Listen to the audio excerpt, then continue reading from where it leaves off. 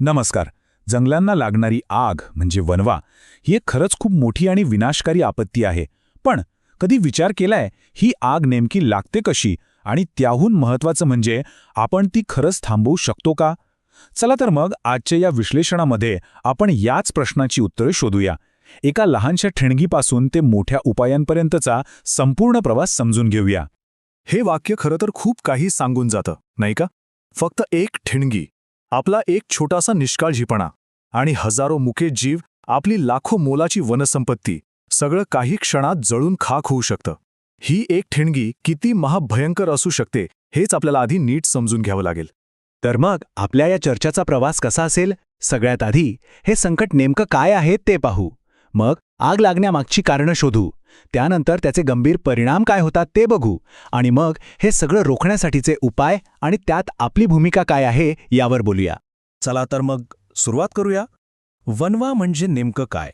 अनेकांना वाटतं की वणवा म्हणजे फक्त काही झाडं जळणं. पण नाही. ही एक अशी आपत्ती आहे जी संपूर्ण परिसंस्थेलाच म्हणजे इकोसिस्टमलाच मुळापासून उद्ध्वस्त करते. यात झाडं, प्राणी, पक्षी, जमिनीखालचे कीटक आणि सगळ्यात महत्त्वाचं म्हणजे जमिनीचा कस, सगळं काही धोक्यात येतं. पण मग पुढचा प्रश्न हा आहे की ही आग लागते तरी कशी? काही आपोआप लागते की यामागे आपलं काही चुकलंय? चला या प्रश्नाच्या थेट मुळाशी जाऊया आणि दोन्ही बाजू नीट समजून घेऊया. बघा, जंगलात आग लागण्याची मुख्यत्वे दोन कारणं आहेत. एक म्हणजे नैसर्गिक कारणं, जसं की आकाशातून वीज कोसळली किंवा प्रचंड उष्णतेमुळे आणि दुष्काळामुळे आग लागली. यावर आपलं नियंत्रण नाही. पण खरी चिंतेची बाब आहे दुसरी, मानवनिर्मित कारणं. पेटती सिगारेट फेकणं, शेकोटी विझवायला विसरणं, अशा चुकांमुळे लागणाऱ्या आगींचं प्रमाण खूप खूप जास्त आहे. आणि चांगली गोष्ट ही की या चुका आपण सहज टाळू शकतो. आपल्या रोजच्या काही सवयी किती धोकादायक ठरू शकतात हे बघा.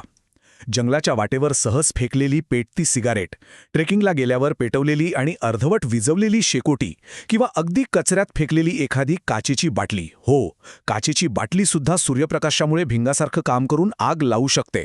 यापैकी कोणतीही एक छोटी चूक एका मोठ्या वणव्याचं कारण ठरू शकते. ठीक आहे, आग कशी लागते हे तर कळलं. पण जेव्हा ही आग लागते तेव्हा त्याची किंमत काय चुकवावी लागते? नुकसान नेमकं किती आणि कशाचं होतं? याचे परिणाम इतके गंभीर का मानले जातात? चला आता ते पाहूया. वणव्याचे परिणाम हे फक्त जळलेल्या झाडांपुरते नसतात. त्यापलीकडे खूप काही गमावलेलं असतं. हजारो प्राणी आणि पक्षी आपलं घर, आपला निवारा गमावतात. दुर्मिळ वनस्पती आणि जीवजंतू म्हणजे आपली जैववैविध्यता नष्ट होते. आगीच्या धुरामुळे हवेतलं प्रदूषण प्रचंड वाढतं, जमिनीची सुपीकता कमी होते आणि कधीकधी तर ही आग इतकी पसरते की थेट मानवी वस्तीपर्यंत पोचते. इतका सगळा विनाश पाहिल्यावर मनात निराशा येऊ शकते. साहजिकच एक महत्त्वाचा प्रश्न उभा राहतो की इतकी मोठी आपत्ती आपण खरंच थांबवू शकतो का? आणि याचं उत्तर हो, नक्कीच थांबवू शकतो. हेच उत्तर आपल्याला आशेचा एक नवा किरण दाखवतं. तर मग आता समस्येकडून थेट उपायांकडे वळूया. वणवा रोखायचा असेल तर आपल्याला अनेक स्तरांवर एकाच वेळी काम करावं लागतं. म्हणजे आग लागूच नाही यासाठी प्रयत्न करण्यापासून ते दुर्दैवाने लागल्यास ती पसरण्याआधीच विझवण्यापर्यंत. ही लढाई खरं तर एका बाजूने लढून जिंकता येणार नाही. यासाठी एक बहुआयामी धोरण लागतं. यात लोकांमध्ये जागृती करणं, जंगलात फायर लाईन्स तयार करणं, ड्रोन आणि सॅटेलाईटसारख्या तंत्रज्ञानाचा वापर करणं, कडक कायदे बनवणं आणि या सगळ्यात महत्त्वाचं म्हणजे स्थानिक लोकांचा सहभाग. या सगळ्या गोष्टी एकत्र आल्या तरच आपण यशस्वी होऊ शकतो. आणि समजा इतकं करूनही आग लागलीच, तर मग प्रत्येक क्षण महत्त्वाचा असतो. तिथे वेळेचाच खेळ असतो. प्रशिक्षित टीम्सनी क्षणाचाही विलंब न लावता पोहोचणं, मिळेल त्या साधनांनी म्हणजे पाणी, माती किंवा फोमने आग आटोक्यात आणणं आणि सगळ्यांमध्ये योग्य संवाद साधला जाणं, हेच अनेकांचे जीव वाचू शकतं. आता आपण या चर्चेच्या सगळ्यात महत्त्वाच्या टप्प्यावर आलो आहोत. हे सगळं सरकार किंवा प्रशासन तर करेलच, पण ही जबाबदारी आपल्या प्रत्येकाची आहे. एक नागरिक म्हणून, एक शेतकरी म्हणून आणि विविध संस्थांचा भाग म्हणून आपली भूमिका काय असायला पाहिजे? चला ते समजून घेऊया. सुरुवात करूया आपल्यापासून. म्हणजे सामान्य नागरिक जे पर्यटक म्हणून, ट्रेकर्स म्हणून जंगलात फिरायला जातात, त्यांची जबाबदारी नेमकी काय आहे? आपली जबाबदारी खूप सोपी आहे, पण अत्यंत महत्त्वाची आहे. जंगलात धूम्रपान करणं टाळा. शेकोटी पेटवलीच तर ती जाताना पाण्याने पूर्णपणे विझली आहे ना याची खात्री करा. सोबत आणलेला कचरा परत घेऊन या. आणि कुठेही धूर किंवा आगीची छोटीशी जडी चिन्ह दिसली तर दुर्लक्ष न करता त्वरित वन विभागाला किंवा प्रशासनाला कळवा. एक छोटासा फोन कॉल मोठा अनर्थ टाळू शकतो. नागरिकांनंतर आता वळूया आपल्या शेतकरी बांधवांकडे.